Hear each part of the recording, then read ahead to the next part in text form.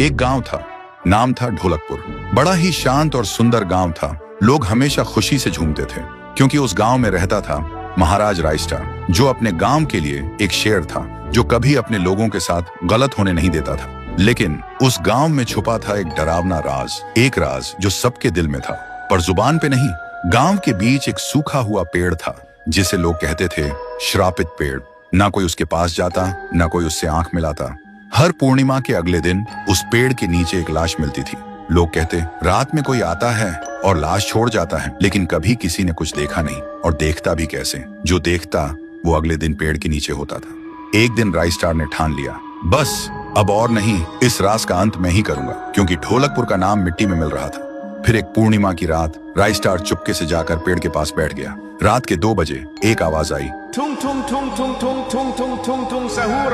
और फिर वो पेड़ भूत में बदल गया। वो भूत कुछ अजीब सा था, एक भयानक शैतानी हंसी वाला चेहरा, आंखें बड़ी बड़ी। वो पेड़ चल के एक घर के गेट को जोर जोर से खटखटाने लगता है। तभी एक आदमी डर के मारे आवाज सुन के बाहर निकलता है। वो भूत अपने लकड़ी जैसे हाथ से एक ऐसा थप्पड़ मारता कि उसकी सांस वहीं थम जाती है और उसी जगह उस लाश को ले जाता है और वापस फिर से पेड़ बन जाता था। देखते ही रायस्टार का दिल कांप जाता है, पर वो कुछ बोलता नहीं।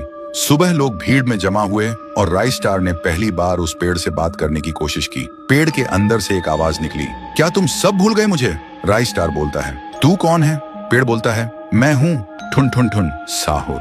एक वक्त था जब मैं भी इस गांव का एक प्यारा सा बच्चा था, लेकिन 100 साल पहले मुझे इसी पेड़ से रस्सी बांधकर उल्टा लटका दिया गया, गांव वालों की आंखों के सामने, और मेरी मौत को तमाशा बना दिया गया, सिर्फ इसलिए क्योंकि मैंने एक राज देख लिया था जो लोग छुपाना चाहते थे। और उसी पल से मेरी रूह इस पेड़ से जुड़ गई।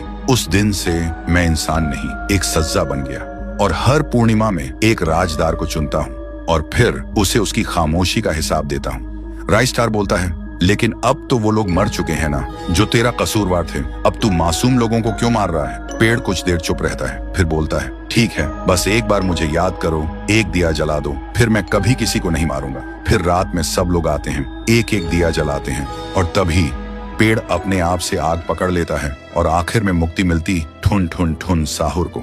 उस दिन के बाद गांव में कभी कोई लाश नहीं मिली। हर पूर्णिमा में लोग एक दिया जलाकर उसकी यादों को जिंदा रखते हैं, क्योंकि अगर भूल गए तो सपने में एक आवाज सुनाई देती थी, ठुंग ठुंग ठुंग ठुंग ठुंग ठुंग ठुंग ठुंग ठुंग सहूर।